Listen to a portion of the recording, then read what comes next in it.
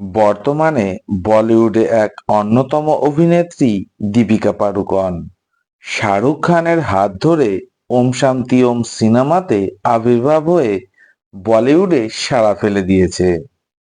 দীপিকা এক অভিনেত্রী হওয়ার পাশাপাশি একজন ফেমাস মডেল। তার সিনেমাতে অভিনয়ের দক্ষতা সকলের মনে জায়গা করে নিয়েছে। আজ আমার ভিডিওতে দেখাবো বলিউডের জনপ্রিয় অভিনেত্রী দীপিকা পাড়ুকোনের বিষয় নিয়ে। তবে ভিডিওটা শুরু করা যাক। দীপিকা পাড়ুকোন 1986 সালের 5ই জানুয়ারি ডেনমার্কে জন্মগ্রহণ করে। তার বাবা প্রকাশ পাড়ুকোন একজন প্রফেশনাল ব্যাডমিন্টন খেলোয়াড় ও মা উজ্জ্বলা ছিলেন একজন ট্রাভেল এজেন্ট। দীপিকা তার মা-বাবার সাথে ভারতের ব্যাঙ্গালোরে ফিরে আসে। তখন তার বয়স ছিল মাত্র 1 বছর। তার ছোটবেলা থেকে অভিনয়ের প্রতি এক ঝোঁক দেখা যায়। Deepika Indira Gandhi National Open University থেকে বিএ পাশ করার পাশাপাশি মডেলিং করতে থাকে। পরবর্তী সময়ে দীপিকা 2018 সালে বলিউড অভিনেতা রণবীর সিংকে বিয়ে করে। রণবীর ও দীপিকার একটি কন্যা সন্তান হয়।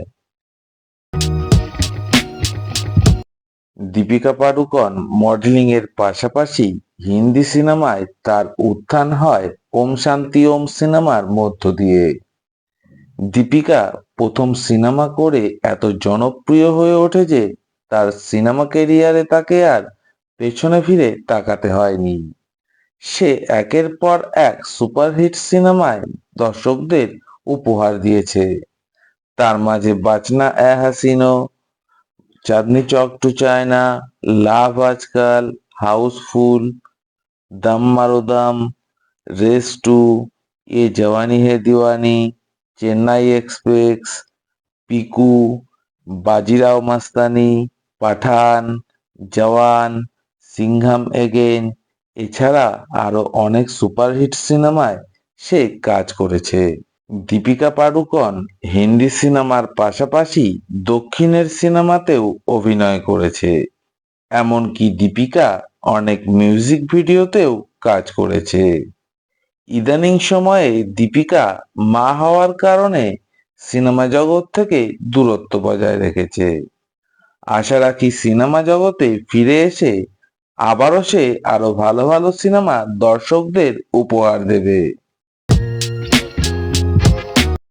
দীপিকা পাড়ুকোন বলিউডে এক নামকরা অভিনেত্রী হওয়ার সাথে সাথে তার পুরস্কারের সংখ্যাও অনেক। তার সিনেমাগুলি পুরস্কারের জন্য প্রায় 128 বারের মতো নমিনেশন পায় ও তার মধ্যে 58টি পুরস্কার সে অর্জন করে। তার মাঝে 4টি ফিল্মফেয়ার পুরস্কার, 10 বার স্ক্রিন অ্যাওয়ার্ড ও 7টি আইআইএফএ পুরস্কার অর্জন করে। এছাড়া দীপিকা আরো অনেক পুরস্কার অর্জন করেছে। বন্ধুরা, দীপিকা পাড়ুকোনের কোন সিনেমাটা তোমাদের পছন্দের আমাকে কমেন্ট করে জানাও। ভিডিওটা ভালো লাগলে লাইক দিয়ে আমার পাশে থাকো।